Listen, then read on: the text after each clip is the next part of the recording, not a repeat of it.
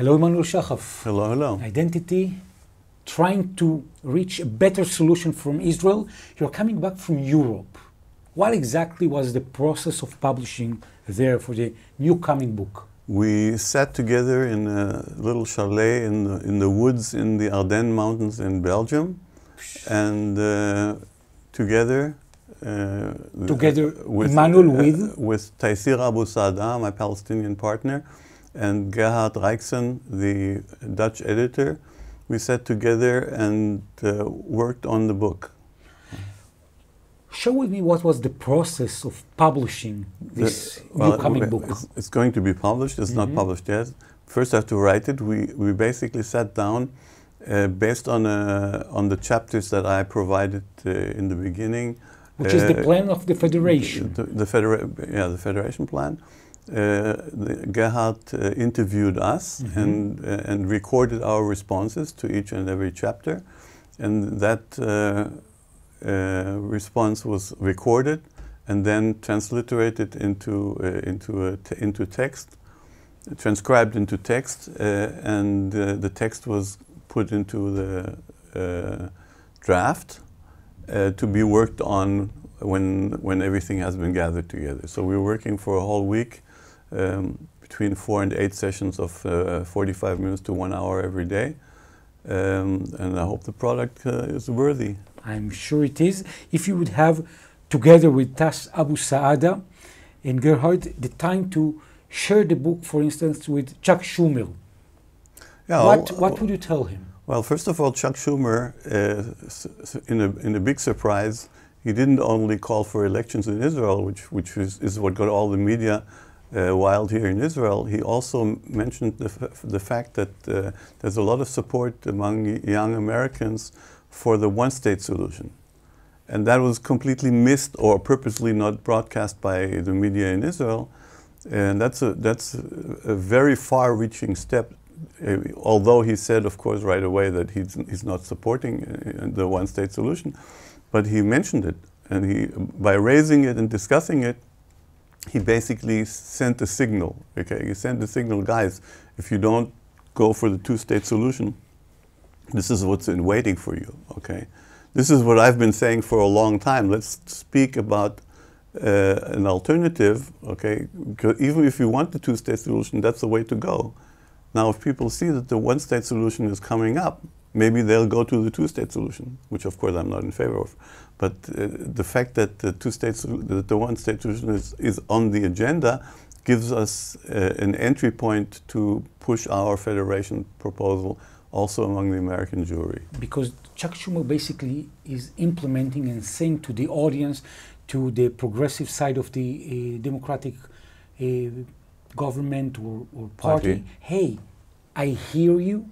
Yes, he hears them. He gives them credibility, and because I understand that there's such a demand. I don't support this demand, but I have to take it into consideration. And that's quite exceptional for somebody who's on the right side of the Democratic Party, from the center of the Jewish establishment in America.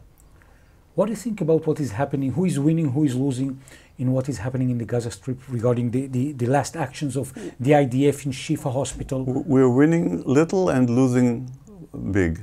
Wow. We're winning small tactical victories in the Gaza Strip here and there, but because we don't have a long-term plan and no long-term vision, it all gets lost. Because the moment you get to the Shifa Hospital and conquer it, and then we go out again, somebody else comes in. As long as we don't make sure something else comes there to stay, this is going to happen again and again. And we have a long-term problem with long-term visions and long-term plans. We just don't have them. That's why we got into this situation in the first place.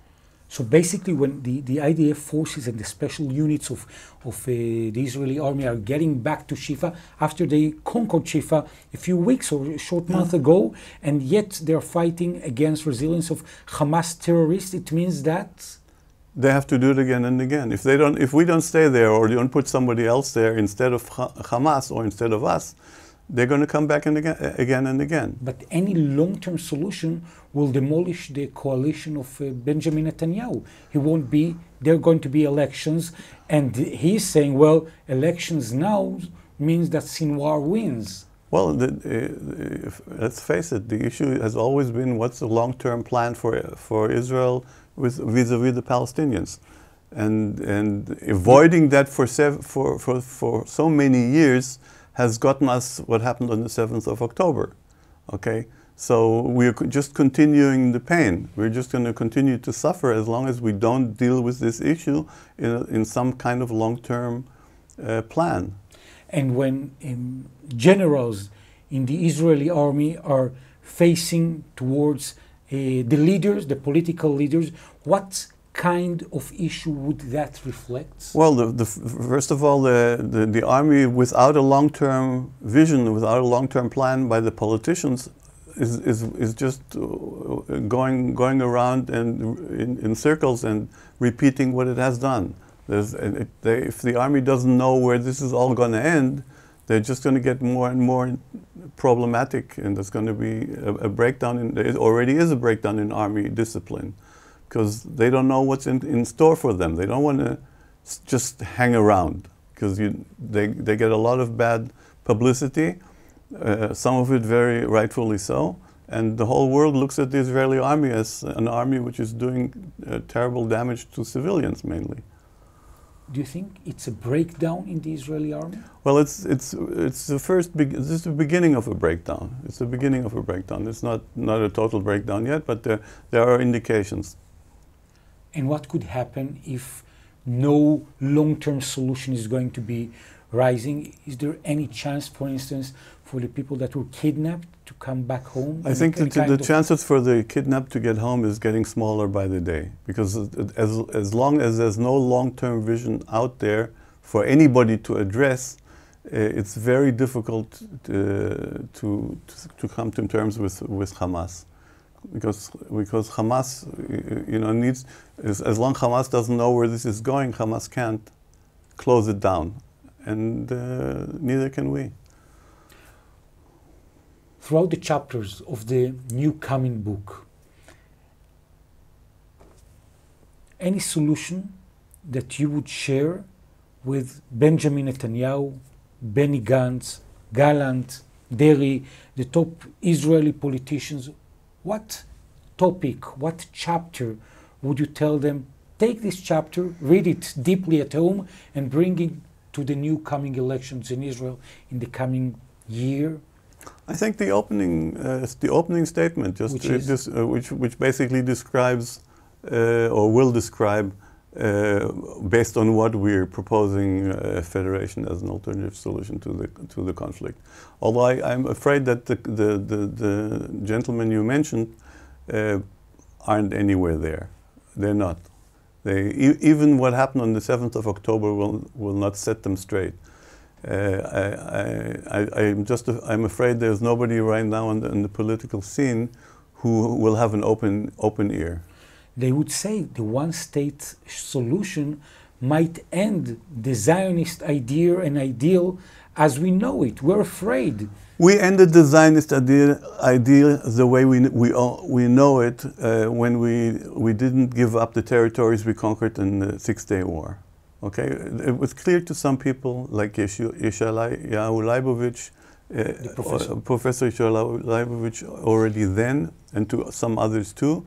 But it's clear now that the Zionism that we started in 1948 is not sustainable with the situation we created in 1967, where we have a very large non-Jewish population which doesn't have equal rights within the sovereignty of Israel.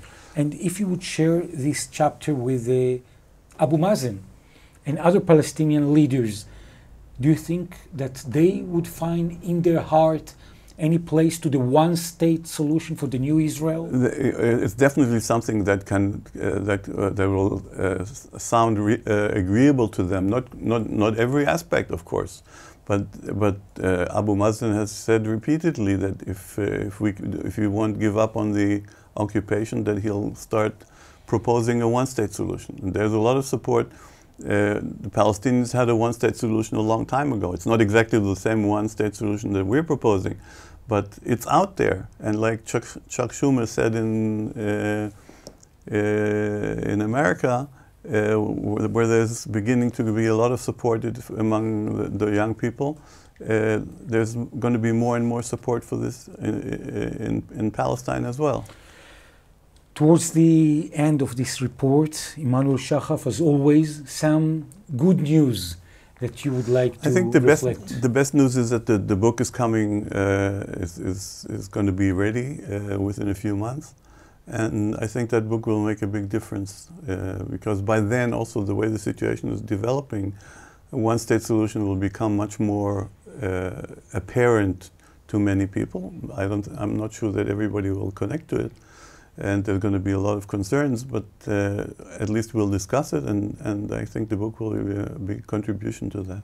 And the uniqueness of the book is the plan, the vision, and the process that you've mentioned, that two leaders, Israelis and Palestinian ones, sitting together with an editor and creating this vision together, simultaneously. Yes. It's amazing. Emanuel Shahaf, I want to thank you very much. Thank you.